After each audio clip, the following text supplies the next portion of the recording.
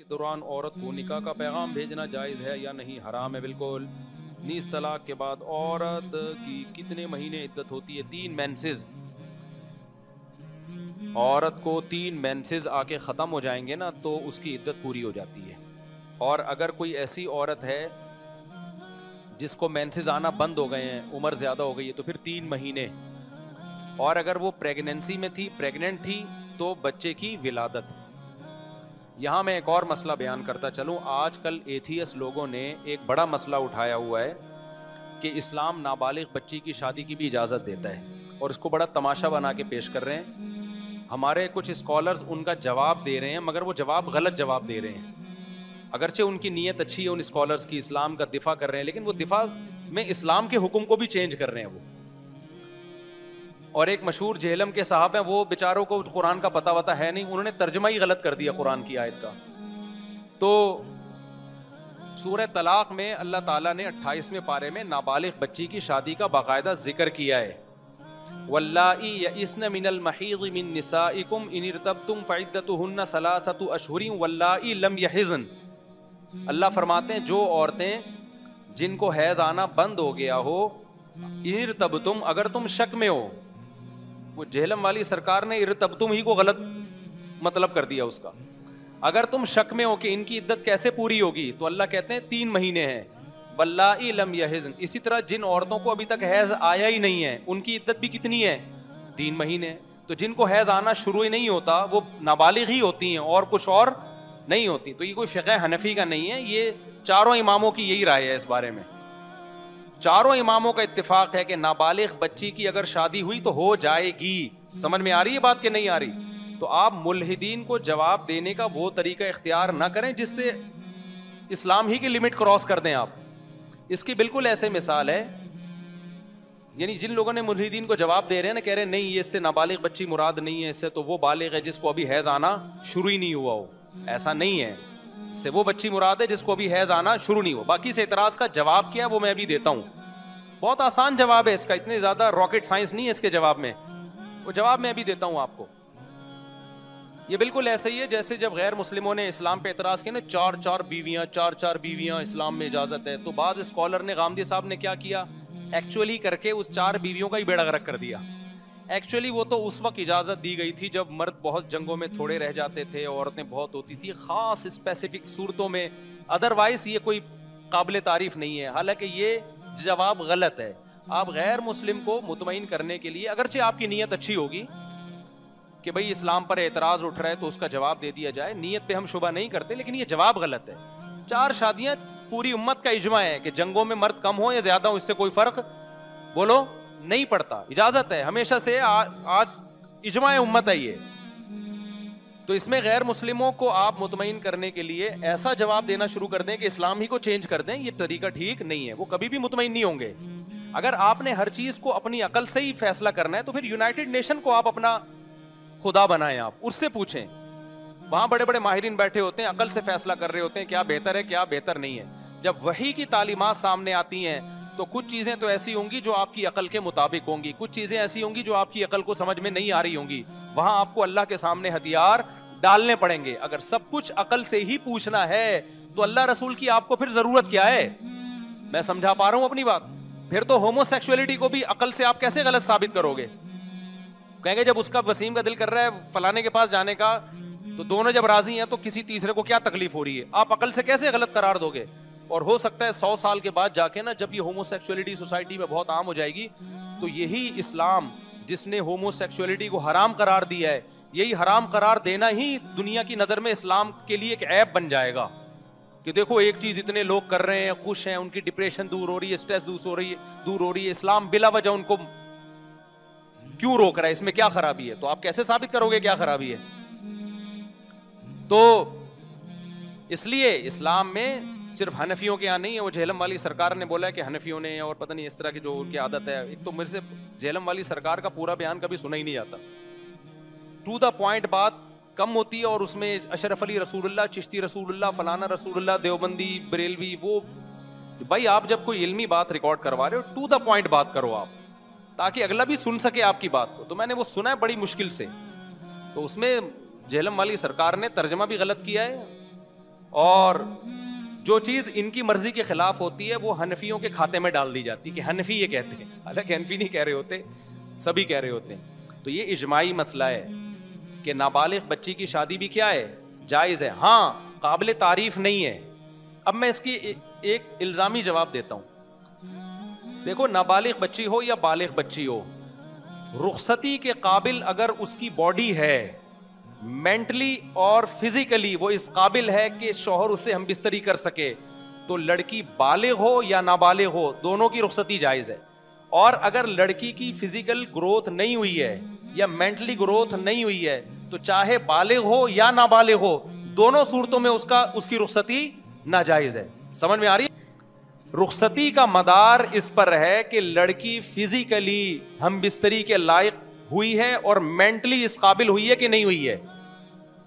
अगर वो फिजिकली और मेंटली इस काबिल नहीं है तो फिर उसकी रुखसती करना नाजायज है, हराम है।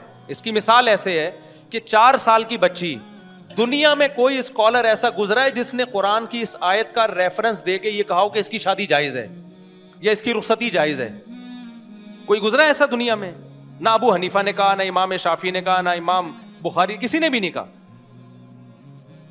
जायज होना तो एक लॉ बयान किया है ना, लॉ। अब इंप्लीमेंट उसका किस पर होगा? भाई उसका वली है, उसके रिश्तेदार हैं, वो देखेंगे इसका इसमें फायदा भी है या नहीं है। इसकी एक मिसाल दूं कि जब भी कोई एथियस आपसे ये कहा करे ना कि इस्लाम में नाबालिग बच्ची की शादी जायज है, आप उससे कहा करो कि यूनाइटेड नेशन की नजर में 18 साल की लड़की की शादी 90 साल के बुढ़े से जायज है। यूनाइटेड नेशन में है कि ये शादी नाजायज है? बोलो ना। मैंने यूरोप में 90 साल के बुढ़ों के साथ 18 साल की लड़कियों को देखा है घूमते हुए। और वहां घूमने का मतलब क्या होता है? रिलेशन भी है इनका, होटलों में रात गुजारते हैं। यूनाइटेड नेशन की नजर में ये इलीगल है या लीगल है? बोलो ना। लीगल है। एथियस भी कहेगा लीगल है। क्यों? उसकी पर्सनल लाइफ है। लेकिन अगर कोई 18 साल की लड़की हमसे पूछे कि 90 साल के बुढ़े से मैं शादी कर रही हूं और ये कहे कि जायज है, तो हम उसको मशवरा देंगे कि कर लो? कहेंगे जायज होने का मतलब ये थोड़ी है कि करो, ये काम करो जब तुम्हें क्या हो, इसमें फायदा हो। तुम 18 साल की हो, 30 साल के आदमी से कर लो, 35 साल के आदमी से, तुम्हारा दिमाग खराब है, तुम 90 साल के बुढ़े से शादी कर रही हो। फिर भी अगर वो कर रही है, इसका मतलब ये उनका पर्सनल मामला। हो सकता है उस 90 साल के बूढ़े में उसको कुछ विरासत नजर आ रही हो कि इसका इंतकाल होने वाला है या ये मेहर तगड़ा दे रहा है। तो इस्लाम ने नाबालिग बच्ची की शादी को जायज करार दिया, तरगीब नहीं दी है। तरगीब बुलूगत के बाद है। जायज क्यों करार दिया? बाज दफा बच्ची की ग्रोथ इतनी जबरदस्त होती है कि 13-14 साल की बच्ची देखने में 18-20 साल की लग रही होती है। बाप को यह खतरा होता है कि अगर मैंने बुलूगत तक इंतजार किया, ये देखने में अंटी लगेगी। और ये ग्राउंड रियलिटी है, मुशाहिदे पर मबनी हकीकत बयान कर रहा हूं मैं, ये मुशाहिदा है। और उसको हैज आना शुरू नहीं होता, लेकिन वो मेंटली भी हम बिस्तरी के काबिल होती है और यानी शौहर के रिलेशन के काबिल, और फिजिकली भी काबिल होती है। इसमें कोई हरज। और बाप को ये खतरा होता है कि अगर मैंने अभी इस रिश्ते का इनकार किया तो बाद में ये रिश्ता इस जैसा रिश्ता नहीं मिलेगा मुझे। तो जब वो मेंटली भी इस काबिल है, फिजिकली भी इस काबिल है, वो भी राजी है, बाप भी राजी है, तो किसी मुल्हिद को क्यों तकलीफ हो रही है भाई इससे? मुल्हिद को तकलीफ इसलिए हो रही है कि इन लोगों का अपना खानदानी निजाम हो गया तबाहो बर्बाद। इनकी नजर में अच्छे रिश्तों की कोई वैल्यू नहीं है। इस्लाम में अच्छे रिश्ते की बड़ी वैल्यू है। और तमाम उलमा जो नाबालिग बच्ची के निकाह की बात करते हैं ना, और इस नाबालिग से वो नाबालिग जो मेंटली और फिजिकली हेल्दी हो चुकी हो, समझते हो कि नहीं? यही वजह है कि अम्मी आयशा का निकाह 6 साल में हुआ, रुखसती 6 साल में नहीं हुई है, रुखसती 9 साल में, क्योंकि बालिग हो चुकी थी, मेंटली भी और फिजिकली भी बालिग हो चुकी थी, वो हो चुकी थी, इसलिए 9 साल में। और अगर हजरत अबू बकर देखते कि ये 9 साल में इनकी ग्रोथ नहीं हुई है तो वो ना करते रुखसती, क्योंकि मदार इस पर नहीं है कि बालिग हो चुकी है कि नहीं हो चुकी है। मदार इस पर है कि उसकी जो जिस्मानी और मेंटली जो हेल्थ है, उस जहनी और जिस्मानी नशोनुमा, उसमें वो मिचोर हो चुकी है कि नहीं हो चुकी है। कितनी लड़कियां 18 साल की उम्र में भी हम कहते हैं इनकी शादी ना करो।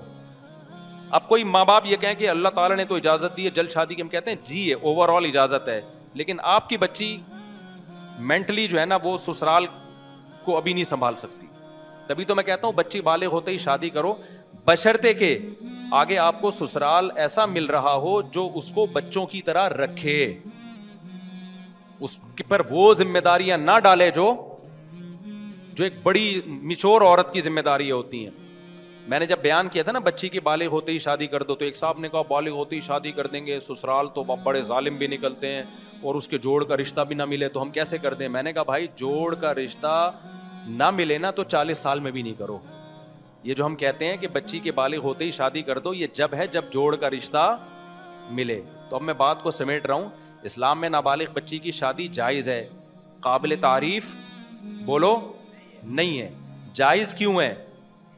बाज़ दफ़ा ज़रूरत होती है। ज़रूरत ये होती है कि आपको ये ख़तरा होता है कि अगर ये इतना बेहतरीन रिश्ता है ख़ानदान का या ख़ानदान से बाहर का कि हमने इनकार कर दिया ना तो ये रिश्ता हाथ से निकल जाएगा। जैसे हज़रत अबू बकर रज़ी अल्लाह ताला अन्हु अगर सैयदुल अंबिया का रिश्ते का इनकार कर देते अपनी बेटी के लिए, ऐन मुमकिन है बाद में वो निकाह ना होता, तो अबू बकर को अपनी बेटी के लिए मोहम्मद सल्लल्लाहु अलैहि वसल्लम जैसा मिलता फिर बाद में, क्योंकि रिश्ते में पलटता रहता है जहन इंसान का।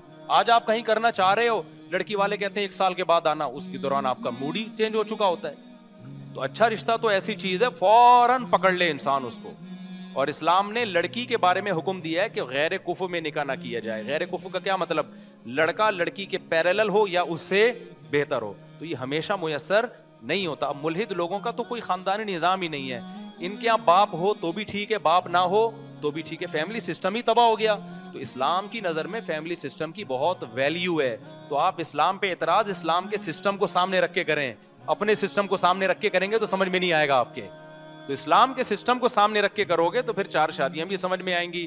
फिर ये भी समझ में आएगा कि इस्लाम ने नाबालिग बच्ची के निकाह की इजाज़त क्यों दी है, और रुखसती की इजाज़त उस वक्त दी है जब फिजिकली वो इस काबिल हो कि रुखसती के काबिल हो, अदरवाइज उसकी इजाज़त नहीं है। और फिर ये भी है कि अगर किसी कौम में, यहाँ भी फुक़हा ने लिखा है कि अगर ये पता चल जाए ना कि बाप ने नाबालिग बच्ची का निकाह किया है, उसमें बच्ची का फायदा नहीं देखा, बच्ची का फायदा नहीं देखा, तो वो निकाह ही का लदम है। क्योंकि ये बच्ची के फायदे के लिए इस्लाम ने इजाजत दी है ना भाई, बच्ची के फायदे के लिए इजाजत दी है कि भाई अगर देर कर दी तो ऐसा ना हो अच्छा रिश्ता हाथ से निकल जाए। लेकिन अगर कराइन से पता चल गया कि बाप ने बच्ची का फायदा नहीं देखा, क्योंकि बास गांव देहातों में ऐसा होता है लड़कियां बेच रहे होते हैं, बुड्ढे बुड्ढों को बेच रहे होते हैं, तो अगर ऐसा कहीं साबित हो जाता है तो वो निकाह ही का लदम है। समझते हो कि नहीं समझते? क्योंकि उसमें नाबालिग के तो अहकाम इस्लाम में बहुत सख्त हैं। मिसाल के तौर पर देखो, बाप ने क्या किया, नाबालिग बच्चे का मुतवल्ली कौन है? बाप है।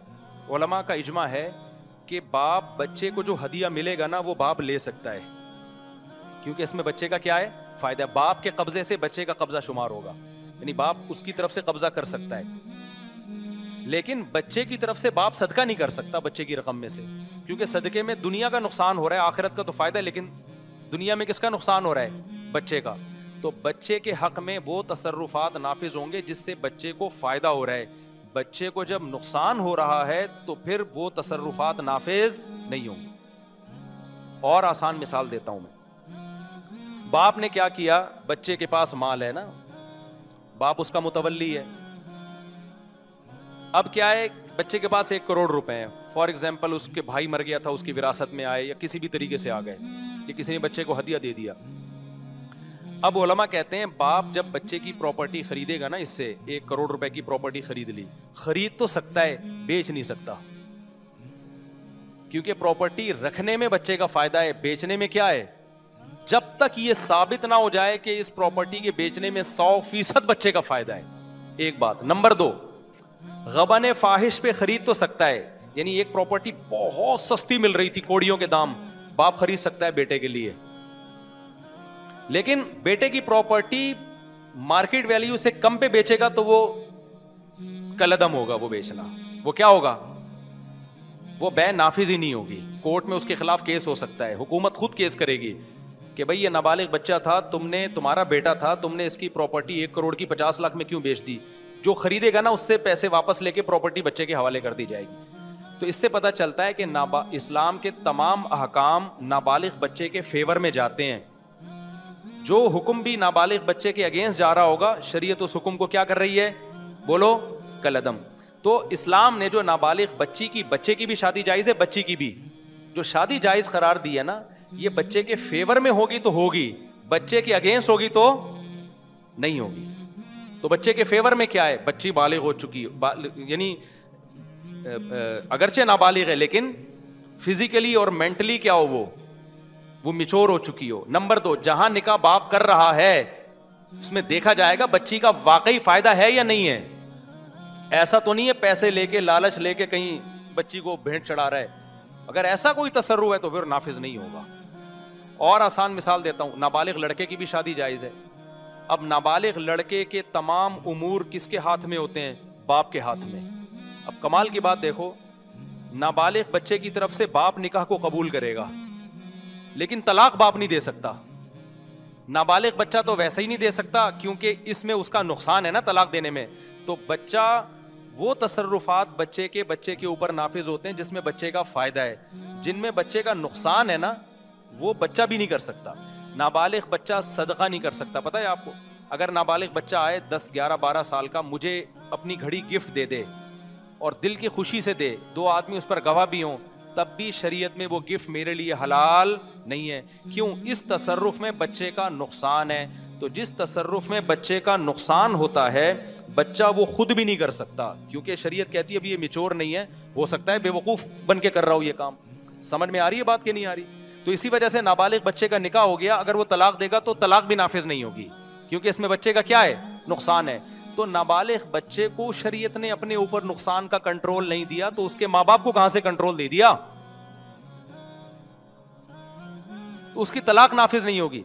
अब बच्चे के बजाय बाप का कंट्रोल है ना उस पर, तो बाप भी तलाक नहीं दे सकता। इसलिए कि आप बच्चे का निकाह तो करा सकते हो, तलाक का बाप के पास राइट नहीं है क्योंकि निकाह में बच्चे का फायदा है, तलाक में बच्चे का क्या है, नुकसान है। तो बाप निकाह करा देगा उसका और बच्चे की तरफ से कबूल भी कर लेगा, तलाक नहीं दे सकेगा बाप। तो जितना इस्लाम नाबालिग बच्चे बच्चियों को फेवर कर रहा है ना, ये मुल्हिद लोग उसकी खाक के बराबर भी नहीं पहुंचे हैं। और इनका खानदानी सेटअप ही नहीं है, इनकी नज़र में निकाह की वैल्यू नहीं है, अच्छे रिश्तों की वैल्यू नहीं है, इसलिए उठा के ये सुबह शाम फेंकते रहते हैं। इस्लाम ने नाबालिग बच्चे की शादी की इजाज़त दे दी, फिर कहते हैं 3-3 साल की बच्चियों की शादी भी जायज़ है, 4-4 साल की बच्चियों की शादी भी जायज़ है। और भाई फिर हम तुमसे सवाल पूछते हैं कि 18 साल की लड़की जिसको तुम कहते हो जायज़ है, 90 साल के बुढ़े से भी तो जायज़ है तुम्हारे मजहब में। यूनाइटेड नेशन की तरफ से ये पाबंदी नहीं। 18 साल की लड़की मैंने देखी है यूरोप में 90 साल के बुड्ढों के साथ, इस पे तो कोई मुल्हिद इंकार ही नहीं कर सकता। मैं समझ रहा था ये पोती है और ये दादा है इसके, आपस में गले मिल रहे थे ऐसे मोहब्बत से। मैंने कहा यार क्या बाप बेटी का, लोग खामखा में कहते हैं ओल्ड हाउस में जमा करा देते, किसी ने कहा बाप बेटी नहीं है, या तो मियाँ बीवी है या गर्लफ्रेंड बॉयफ्रेंड है। तो यूनाइटेड नेशन ने तो इसको इलीगल करार नहीं दिया। समझ में आ रही है बात कि नहीं है? कहें उसकी मर्जी है। तो यहां भी ऐसा ही है। तो जब लड़की करीबुल बुलूगत है तो माँ बाप से अच्छा कोई फैसला उसके लिए नहीं कर सकता। बाज़ दफ़ा ये ख़तरा होता है कि बुलूगत का इंतज़ार किया तो रिश्ता हाथ से निकल जाएगा और बच्ची फिर गैर कुफू में जाएगी, वो अच्छा ख़ानदान नहीं मिलेगा।